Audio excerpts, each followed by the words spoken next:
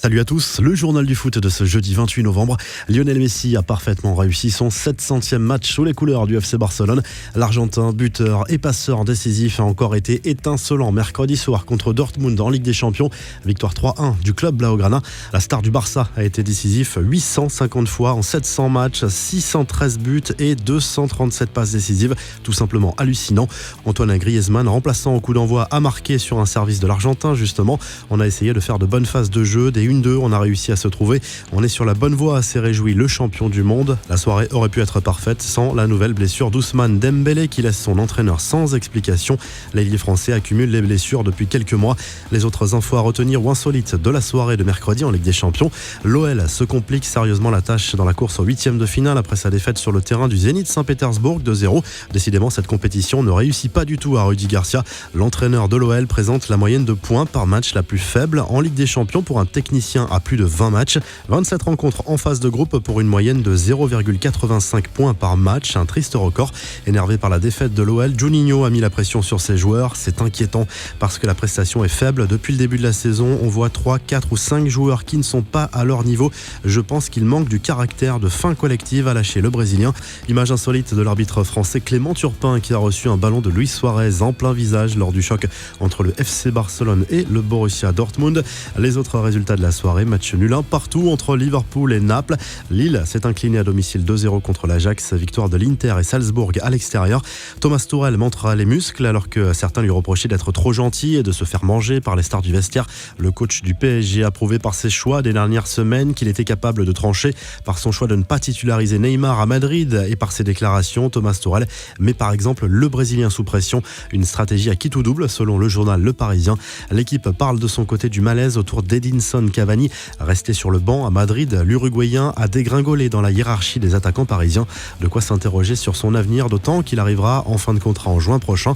Joao Félix n'oubliera pas de sitôt son année 2019, révélée sous le maillot du Benfica Lisbonne, puis transféré pour un montant impressionnant à l'Atlético Madrid cet été. Le Portugais a été récompensé par le trophée du Golden Boy, décerné par Tuttosport, trophée qui récompense le meilleur joueur de moins de 21 ans de l'année.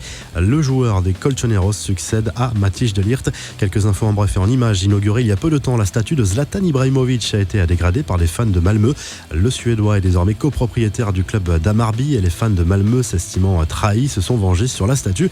Cuvette de toilette, sac poubelle, écharpe d'Hammarby, ils ont tourné en ridicule la statue d'Ibrahimovic et lancé une pétition pour qu'elle soit retirée de la ville. Ezequiel Lavezzi va raccrocher les crampons. L'Argentin a révélé qu'il comptait prendre sa retraite à l'âge de 34 ans.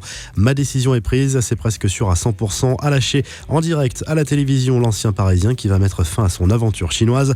Cette image qui avait échappé aux caméras de télévision, Mauro Icardi furieux contre Kylian Mbappé. L'Argentin n'a pas apprécié que le Français ne le serve pas alors qu'il était en position idéale pour marquer face au Real. Icardi a exprimé sa frustration en frappant dans le poteau avant de s'expliquer avec son partenaire.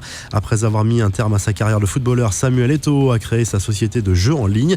Et pour gérer au mieux sa nouvelle affaire, l'ancien attaquant camerounais va suivre une formation spécialisée dans la prestigieuse université d'Harvard aux États-Unis.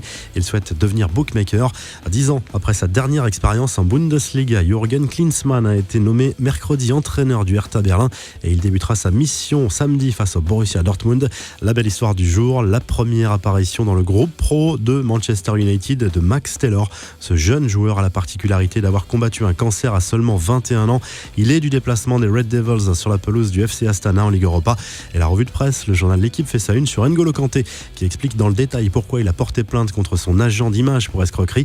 En Espagne, AS évoque le gros tacle de Luis Enrique contre Robert Moreno qu'il juge déloyal et trop ambitieux. Ce dernier l'avait remplacé à la tête de la sélection espagnole avant que Luis Enrique ne récupère finalement son poste. Le journal Sport revient sur le succès 3-1 du Barça contre Dortmund en Ligue des Champions avec Messi et Griezmann dans les bras l'un de l'autre en une. Le Corriere dello Sport encense Lukaku encore décisif sur la pelouse du Slavia Prague en C1. L'Inter devra battre le Barça lors de la dernière journée pour accéder au 8e de finale ou espérer un faux pas de Dortmund. On se quitte avec le top 10 des meilleurs buteurs de la saison en C1 réactualisé après les résultats de cette semaine. Vous retrouvez toute l'actu foot sur topmercato.com, l'appli Top Mercato et à très vite pour un nouveau journal du foot.